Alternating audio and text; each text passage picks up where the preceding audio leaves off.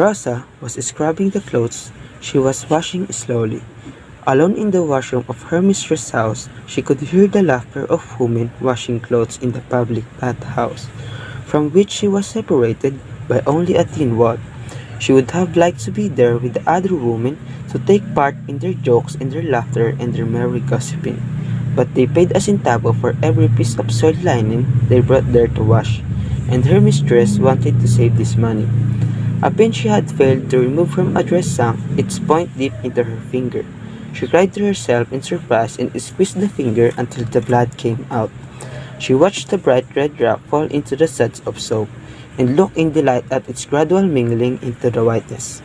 Her mistress came upon her tossed and shouting at her, startled her into busily rubbing while she tried not to listen to the scolding words. When her mistress left her, she fell to doing her work slowly again, and sometimes she paused to listen to the talk in the bathhouse behind her. A little later, her mistress' shrill voice told her to go to the bathhouse for drinking water. Eagerly wiping her hands on her wet wrap, she took the can from the kitchen table and went out quickly. She was sweating at the defective town pump when strong hands closed over hers, and started to help her. The hands pressing down on hers made her wince and she withdrew her hands hastily. The movement was greeted by a shout of laughter from the women washing, and Rosa looked at them in surprise. The women said to each other, "Rosa does not like to be touched by Sancho," and then slapped their thighs in laughter. Rosa frowned and picked up her can. Sancho made a move to help her, but she thrust him away, and the woman roared again in saying, "Because we are here, Sancho, she is ashamed." Rosa carried the can away, her head angrily down, and Sancho followed her, saying, "Do not be angry," in coaxing tones, but she went her slow way with the can. Her mistress' voice came to her, calling impatiently, and she tried to hurry. When she arrived, the woman asked her what had kept her so long, and without waiting for an answer, she ranted on, saying she had heard the woman joking in the bathhouse, and she knew what had kept the girl so long. Her anger mounting with every angry word she said, she finally swung out and before she quite knew what she was doing, she slapped Rosa's face. She was sorry as soon as she realized what she had done. She turned away, muttering still, while Rosa's eyes filled with sudden tears. The girl poured the water from the can into the earthen jar, a bitter lump in her throat, and thought of what she would do to people like her mistress when she herself, God willing, would be rich. Soon, however, she thought of Sancho and the jokes of the women had shouted at her. She thought of their laughter and Sancho following her with his coaxing tones, and she smiled slowly. Getting back to her washing, she gathered the clothes she had to bleach and piled them into a basin she balanced on her head.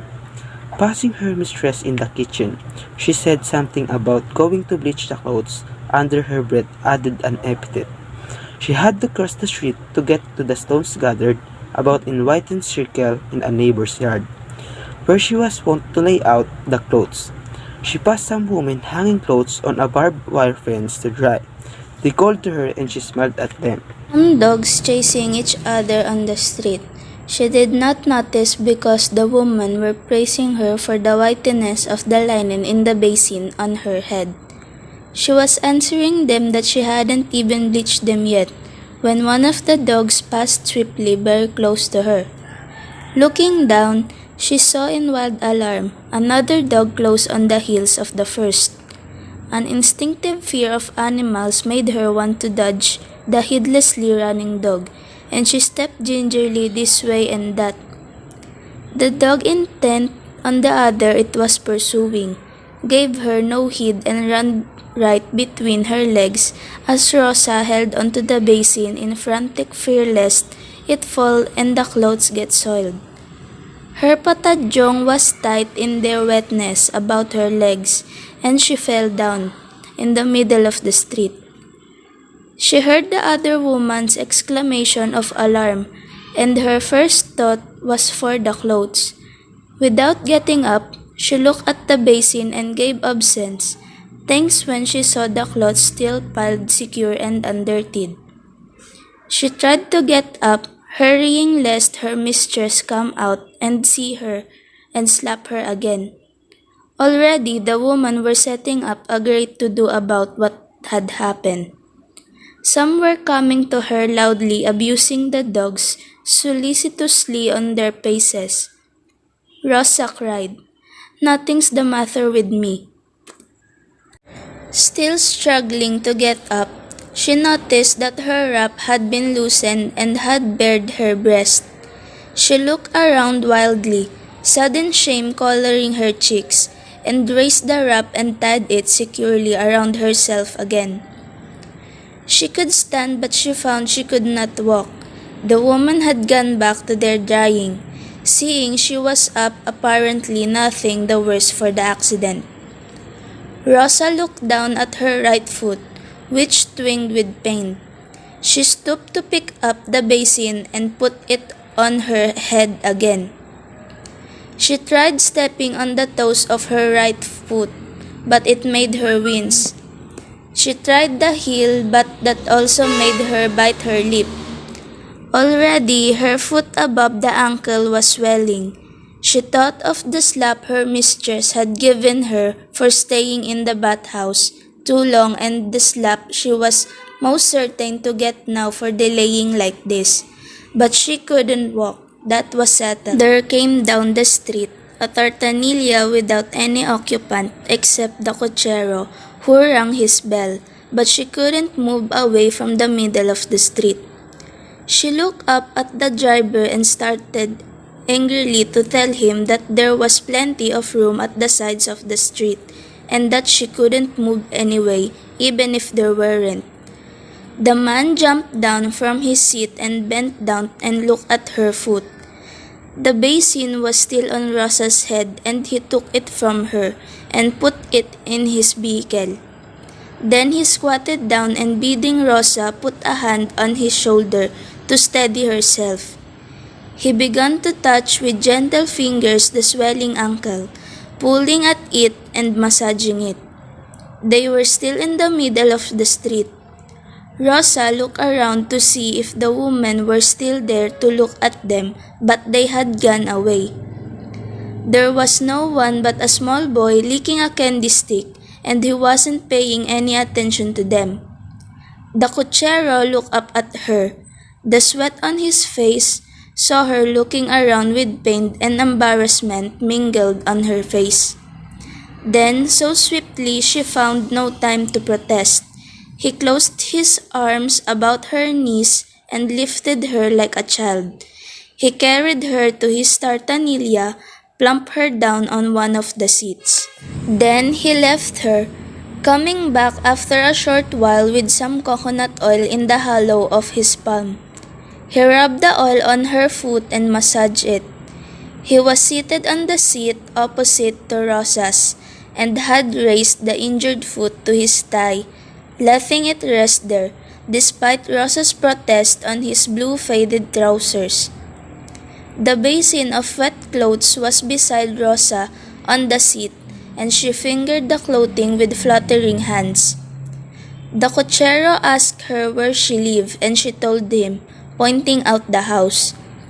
He asked what had happened, and she recited the whole thing to him, stopping with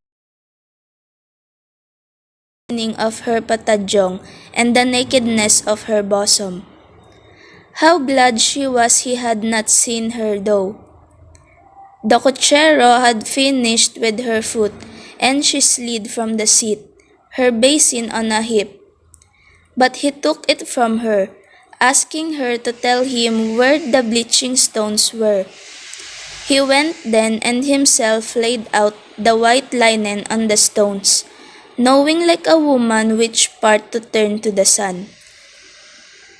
She told her mistress about the accident. The woman did not do anything save to scold her lightly for being careless. Then she looked at the swollen foot and asked who had put oil on it. Rosa was suddenly shy of having to let anyone know about her cochero. So she said she had asked for a little oil at the store and put it on her foot herself. Her mistress was unusually tolerant and Rosa forgot about the slapping and said to herself this was a day full of luck. It was with very sharp regret that she thought of her having forgotten to ask the cochero his name. Now, in the days that followed, she thought of him the way he had wound an arm around her knees and carried her like a little girl. She dreamed about the gentleness of his fingers. She smiled, remembering the way he had laid out the clothes on stones to bleach. She knew that meant he must do his own washing, and she ached in tenderness over him and his needs for a woman like her to do such thing for him. Things like mending the straight tear she had noticed at the knee of his trouser when her foot had rested on them, like measuring his tartanils, seat cushions for him, and making them and stringing them on his vehicles. She thought of the names for men she knew and called him by it, and thinking of him ever afterwards in her thoughts. She spoke to him and always answered. Time to come out on the street for a while.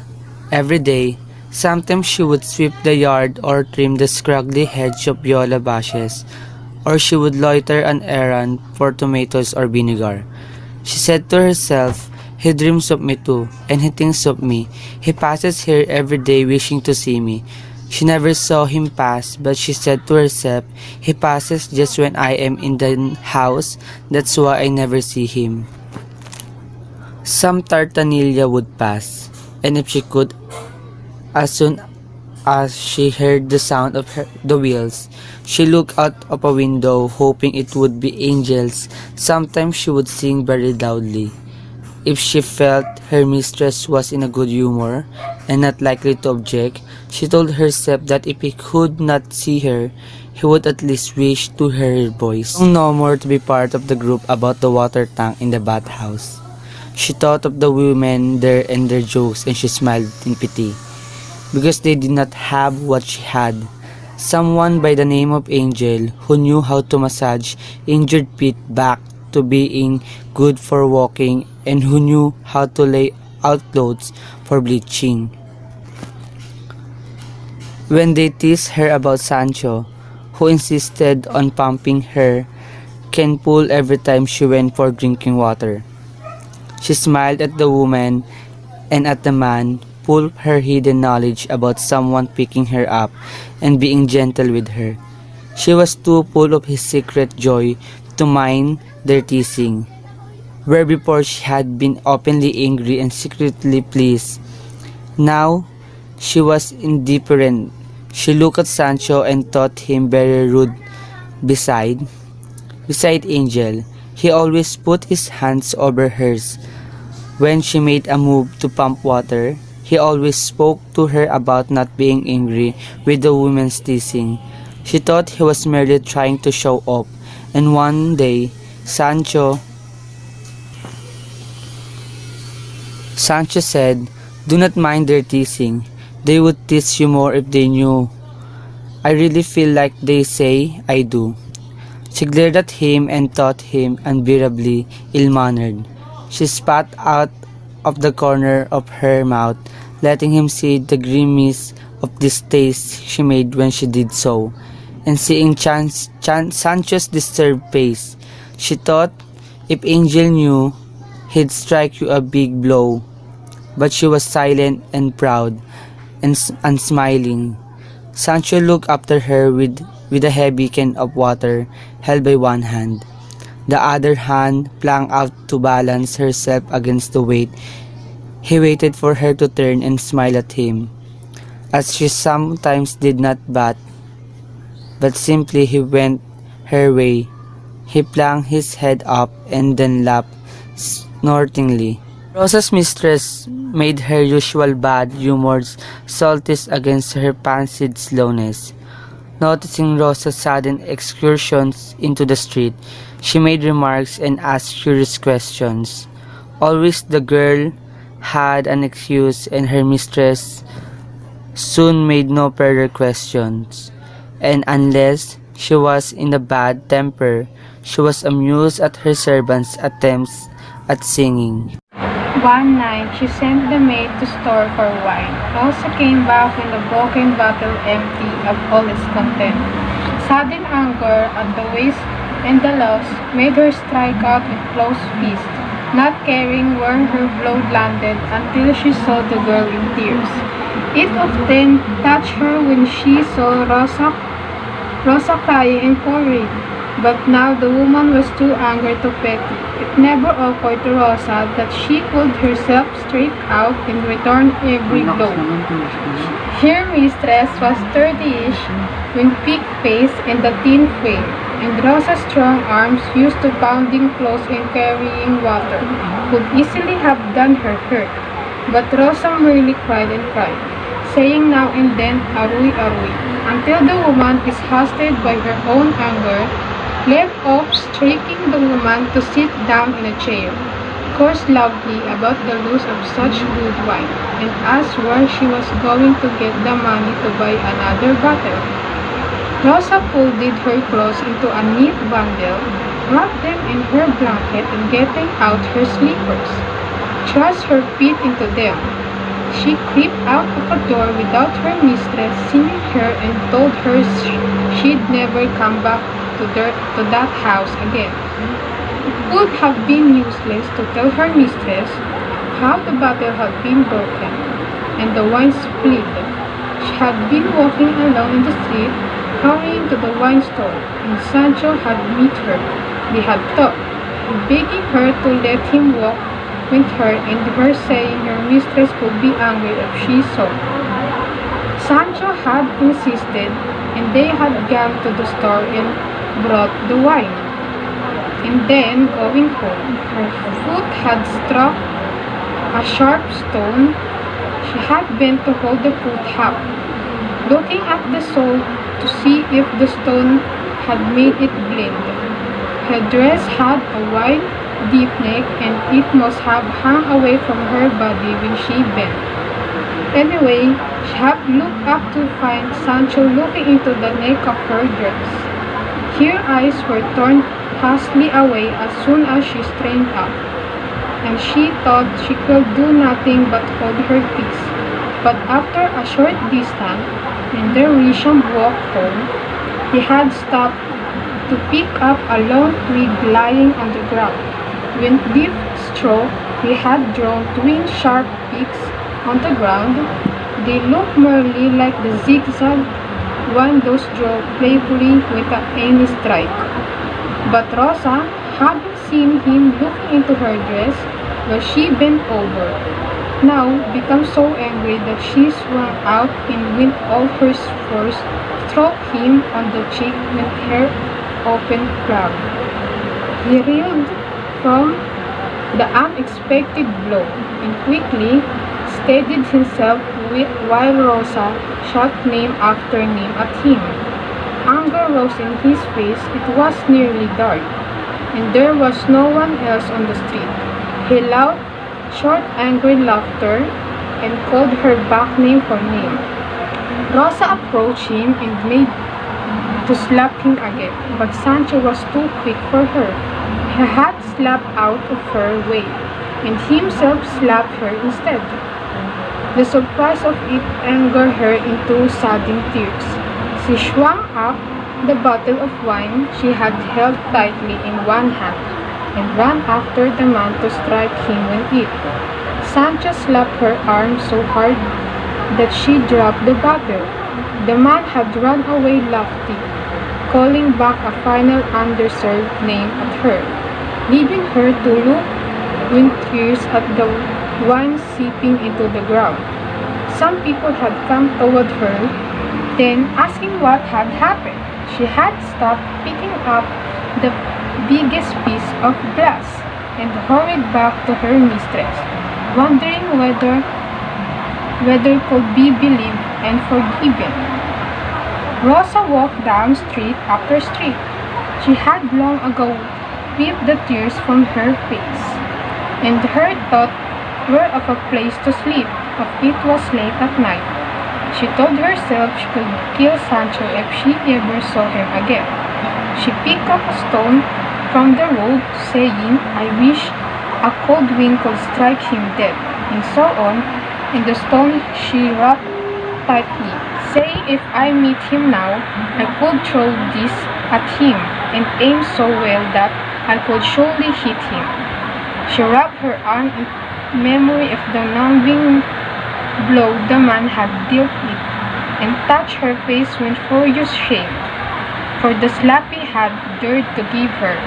Her fist closed more tightly about the stone, and she looked about her as if she expected Sancho to appear. Employed. Usually, she stayed in a place at the most for 4 months. Sometimes it was the master's smirking ways and evil eyes. Sometimes it was the children's bullying demands. She had to stay with this last mistress because, in spite of her spells of bad humor, there were periods afterward when she would be generous with money for a dress or for a cine with other mates. And they had been alone, the two of them. Sometimes the mistress would get so drunk that she would slobber into her drink and mumble a person that must have died. When she was helpless, she might perhaps have starved if Rosa had not forcibly fed her. Now, however, thought of the fierce beating the woman had given her maid Rosa cry a little and repeat her vow that she would never step into the house again. Then she thought of Angel, the ochero who had been gentle, and she lost her tears in thinking how he would never have done what Sancho did. If he knew what had happened to her, he would come running now and take her to his own home, and she would not have to worry about a place to sleep this night. She wondered about not stopping at those places where she knew she would be accepted if she tried. Her mind full of injustices she had received and comparisons between Sancho and Angel. She paused every time a tartanella came her way, peering intently into the face of the ochero, hoping it would be he, ready to break her face into smile if it were indeed. She carried her bundle on her arm all this while, now clenching a fist about the stone she still had not dropped and gnashing her teeth. She had been walking about for a quiet while, feeling not very tired, having no urgent need to hurry about finding herself a place. So sharp her hopes were of somehow seeing her cochero on the streets. That was all she cared about, that she must walk into whatever street she came to, because only in that way would he see her and learn what they had done to her. Street full of stores set side by side. She felt the swish of a horse almost brushing against her. She looked up angrily at the ochero's laughing remark about his whip missing her beautiful bust. An offense like that, so soon, after all her grief at what Sancho had done, inflamed her into passionate anger and mouthing a quick curse. She flung the stone in her hand at the ochero on his seat. It was rather dark and she did not quite see his face, but apparently she hit something, for he suddenly yelled a stop at the horse, clambered down and ran back to her, demanding the reason for her throwing the stone. She exclaimed hotly at his offense with the whip, and then looking into his face, she gasped, and said, "Angel." For it was he. He was wearing a striped shirt like so many other people were wearing, and he had on the very same trousers of dark blue he had worn when he massaged her foot. But he gazed at her in nothing but anger, asking whether her body was so precious that she would kill his horse. Also, why did she keep saying Angel? That was not his name. Rosa kept looking at him, not hearing a word on his threats about taking her to the municipio, saying only Angel, Angel. In spite of his protest, that was not his name. At last, she understood that the cochero did not even remember her, and she realized how empty her thoughts of him now were. Even his name was not Angel. She turned suddenly to walk away from him, saying, "You do not even remember me?" Yes, she had been almost a year in the woman's employ. Usually, she stayed in a place at the most for 4 months. Sometimes it was the master's smirking ways and evil eyes. Sometimes it was the children's bullying demands. She had to stay with this last mistress because, in spite of her spells of bad humor, there were periods afterward when she would be generous with money for a dress or for a cine with other mates. And they had been alone, the two of them. Sometimes the mistress would get so drunk that she would slobber into her drink and mumble a person that must have died. When she was helpless, she might perhaps have starved if Rosa had not forcibly fed her. Now, however, thought of the fierce beating the woman had given her maid Rosa cry a little and repeat her vow that she would never step into the house again. Then she thought of Angel, the ochero who had been gentle, and she lost her tears in thinking how he would never have done what Sancho did. If he knew what had happened to her, he would come running now and take her to his own home, and she would not have to worry about a place to sleep this night. She wondered about not stopping at those places where she knew she would be accepted if she tried. Her mind full of injustices she had received and comparisons between Sancho and Angel. She paused every time a tartanella came her way, peering intently into the face of the cochero, hoping it would be he, ready to break her face into smile if it were indeed. She carried her bundle on her arm all this while, now clenching a fist about the stone she still had not dropped and gnashing her teeth. She had been walking about for quite a while, feeling not very tired, having no urgent need to hurry about finding herself a place. So sharp her hopes were of somehow seeing her cochero on the streets. That was all she cared about, that she must walk into whatever street she came to, because only in that way would he see her and learn what they had done to her. Rosa didn't tell him what had happened, nor anything about her dreams. She merely answered the question. The cochero asked her about how he had been. With the grace of God. All right, thank you. Once he made a silly joke about his knowing, there were simply lots of men courting her. Rosa laughed ruthlessly and denied it. She wished they will never arrive, but they soon did.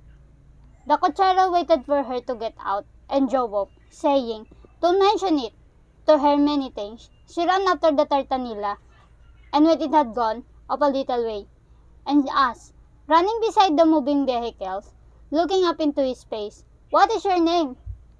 The cochero shouted without stopping his horse, "Pedro," and continued to drive away.